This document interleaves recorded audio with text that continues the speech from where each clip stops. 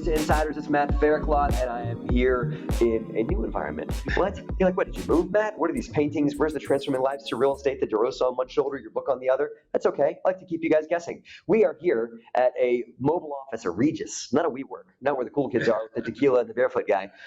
We're here at a more stuffy Regis up in Princeton because I just finished up a 2-day business deep dive with my two business partners, Justin and Hervé, and I am super lucky, super blessed today to have Hervé Francois. What's up, guys? How you doing? In the house. Yes. We sharing the screen. Yep. There we go. Hervé's joining me as the co-host of the Cash Flow Digest today. So Hervé, thank you, man. Appreciate you. Absolutely. Hervé's going to be joining us for the co-host today for our guest interview and for doing our little chat on current events, state of the market, things for you guys to talk about. So really grateful to have you guys here. Hervé, did you know it's going up? It's today's what, March 8th, right? Just like you know something crazy? What's that? The year is almost 1/4 of the way over. Almost one. Didn't that blow your mind? Just like that, man. Just like that. I think I just took down my Christmas ornaments last week. I know. I do kind of feel like New Year's was last week, right? Yeah, right. Exactly. And I'm not trying to do that to make y'all sad and be like, man, I'm getting old, right? You know, because it does kind of get like Groundhog's Day a little bit. That's right. But the year is just about 25% over going into the end of Q1. That's right. Right? And it's important for us all to check in on that and to do some analysis. On a quarterly basis, you know, we at DeRosa, we set 90-day sprints, 90-day goals that we have for ourselves for each quarter we want to accomplish, right?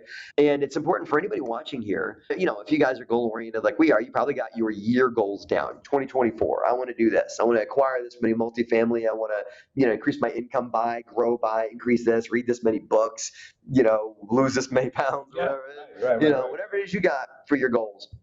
You probably have a year goal sheet down. The end of the quarter or approaching the end of the quarter now, it's a great time, Hervé, to sit down and think about like what I want to do, right? That's it. You know, so what do you recommend for people like you're going into the end of a quarter? Mm-hmm. What's a good way for people to check in and make sure they're on the right track, make sure that their navigation beacon's heading in the right direction? Yeah. What do you think people ought to do?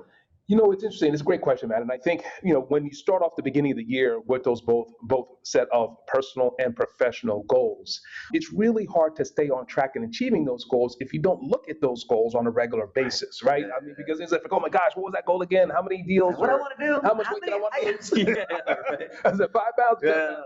And so on and so forth. So you almost need to have a quick, almost if not weekly, but bi-weekly check with yourself so you don't get too much off pace or off the track by the time you check in month 3, month 6, month 9, and so on and so forth, right? Because basically you're hitting markers along the way. Yeah. No different than a marathon runners, right? How does a marathon runner break down a 26-mile run over a 4 to 9 hour period? Mile by mile, right? Mile by mile, And there's man. markers along the way. What's my timing at this mile? What's my that mile, and so on and so forth. So I know for ourselves over the past 2 days, as our team here, myself and Matt and Justin have met up, you know, we did start off the year with a set of goals. And the great thing is we had jotted them down at the beginning of the year. And when we do meet up on a monthly basis, we review where are we relative to what we had set out to do. And then on top of that, what do we want to, do we need to tweak anything? Do we need to leave things the same? Yeah. Do we need to improve on anything going forward? Yeah.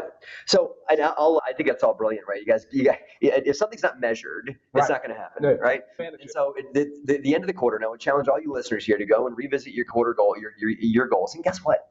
If you don't, I'll just turn yourself in, right? There's a little secret between me and you, right? If you don't have goals for the year, that's okay. Let it go. Now, right now is the time to do it. Right? Because you don't want to be getting into Q2, Q3, and like, I'm not sure what I'm going to do this year. Then you're just an unanchored boat, not sure what shore you're going to bump into, right? And you don't want to do that. You might end up, you know, doing great. You might end up going over a waterfall, right? Right. Yeah, you don't want to be this far into the year and not have clear direction where you want to go. So that's step number 1. As Hervé said, spot check your metrics. What you say you want to do, how we doing so far, don't want to adjust this, adjust that, right? Second, if you don't have goals, it's okay to set them. Right. The third concept I want to put out here to you guys before we move on is the concept of addition by subtraction. Okay. Right? Little math here. Okay. Right? So, Hervé, sometimes there are things in my life, in my business, that if I look at them, if I look at my goals and then I look at what I'm doing, right? Yep. I might realize, you know, if I had it as a goal to, this is an easy low-hanging fruit, right? If I had it as a goal to, you know, get up, set some goals, do my morning meditations, do like the miracle morning concept in the morning, right? But I'm also staying up till 11 o'clock watching Netflix, right? I might not be able to get up early in the morning without taking the subtraction, taking something away to get what I want. So I might need to take a bad habit out, right?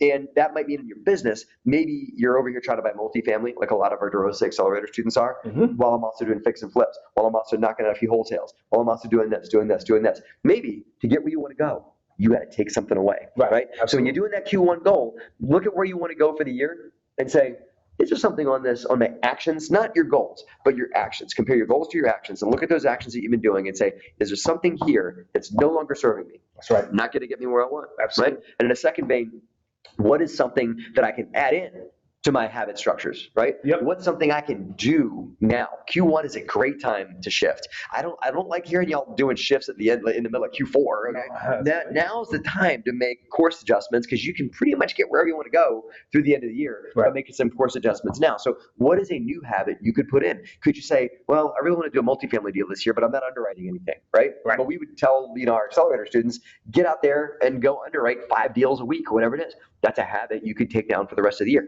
Think about, Hervé, how many deals they can underwrite if they underwrote 5 deals a week throughout the rest of the year. Absolutely. I'd be willing to bet you probably buy something, maybe a couple deals, right? If you make a commitment to analyze that many deals, right? So that's what I got, Hervé. Now's a good time to look yourself in the mirror, maybe look a little bit of hindsight and a little bit of forward sight, right? Absolutely. What do you think? Yeah, no, listen, no better time than the present in order to do that, right? And I think, like you said, addition by subtraction, right? Getting rid of the bad habits, both personally and professionally, in order to go ahead and set up the good things, right? And basically, what you're nailing down is focus, right? You want to go in and narrow down. Like you said, if you're doing multifamily, cut back on those fix and flips. If you're going to do multifamily, don't also throw in there a bunch of other asset classes all across the country. Right? And so, and the good thing that you find out is that put in some KPIs. There's a method to the madness. If you're talking about doing 5 underwritings a week or something like that, you have process in place. You realize that you're going to wind up getting more efficient, right? And that the win in regards to opportunity, luck, being in the right place at the right time seems to kind of come together. Yeah. There you go. That's what we got, guys. That's our Q1 advice for what you guys to do to bring about success for the year. What you guys can do right now at the end of the quarter to bring about success moving forward, right? I appreciate you, man. Always.